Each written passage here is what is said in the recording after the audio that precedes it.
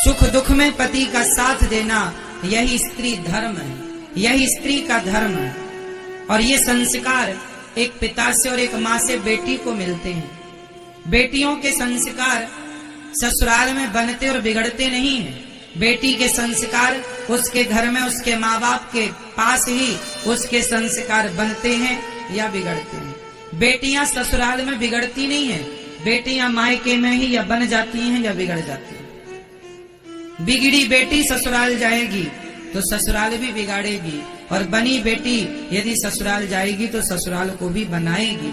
इसलिए आपकी बेटियों को आप थोड़ा जिम्मेदारी दीजिए, बेटों को संस्कार दीजिए, पर बेटों से ज्यादा संस्कार बेटियों को दीजिए, क्योंकि बेटों के कंधों पर एक कुल की जिम्मेदारी है, बेटियों के कुल में दोनों कुलों की जिम्मेदारी है। बेटी के कंधे पर दो दो जिम्मेदारी होती है। इसलिए आपको बेटे से ज्यादा बेटी को समझदार बनाना चाहिए। बेटा समझदार हो, पर बेटी से डबल समझदार बेटी का होना आवश्यक। घर में यदि मर्द बुरा है पर स्त्री अच्छी है तो भी गृहस्थी चल जाती है, पर मर्द अच्छा है स्त्री बुरी है तो गृहस्थी नहीं चलती। मर्द बुरा है, पुरुष किसी का बुरा है, तो बुरे पुरुष के संग गृहस्थी स्त्री निभा लेती है। लेकिन स्त्री बुरी हो तो उस बुरी स्त्री के साथ बहुत कम केस में वो गृहस्थी चलती है। इसलिए पुरुष से ज्यादा समझदार स्त्री का होना जरूरी है। इसलिए बेटे का जन्म भाग्य से होता है और बेटी का जन्म सौभाग्य से होता है। कहते हैं हर बेटी के भाग्य में बाप होता है, हर बेटी के भाग्य में बाप होता है, पर हर बाप के भाग्य में बेटी नहीं होती। हर बेटी के भाग्य में बाप होता है, भले जन्म देते मर जाए पर बाप तो होगा ना कि मेरा बाप कोई था। हर बेटी के भाग्य में बाप होता है, पर हर बाप के भाग्य में बेटी नहीं होती। बेटी किस्मत वालों को मिलती है।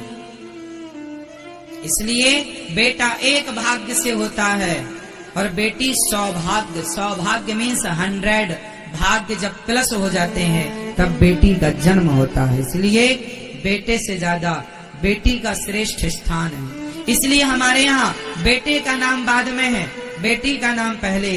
राम जी का नाम बाद में लिया जाता है, सीता का नाम पहले।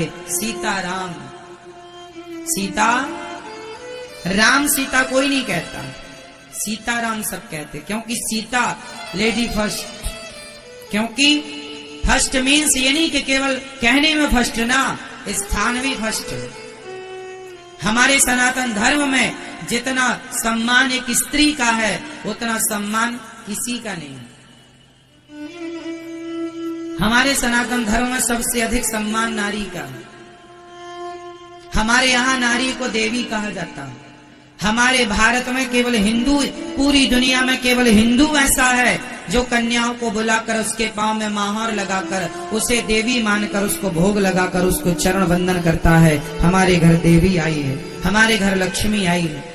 दुनिया में और कोई धर्म ऐसा नहीं है जो नारी का इतना आदर करता हो कि कन्याओं के पांव धोकर पीता हो।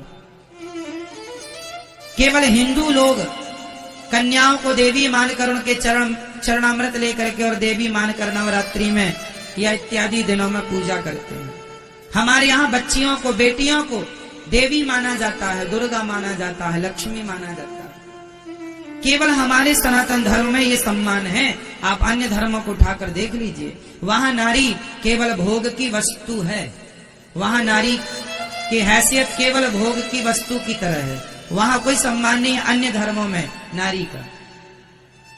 हमारे यहाँ नारी का इतना सम्मान है कि बेटे के लिए लिखा है कि जननी जन्म भूमश्च स्वर्गादपि गरीयसी।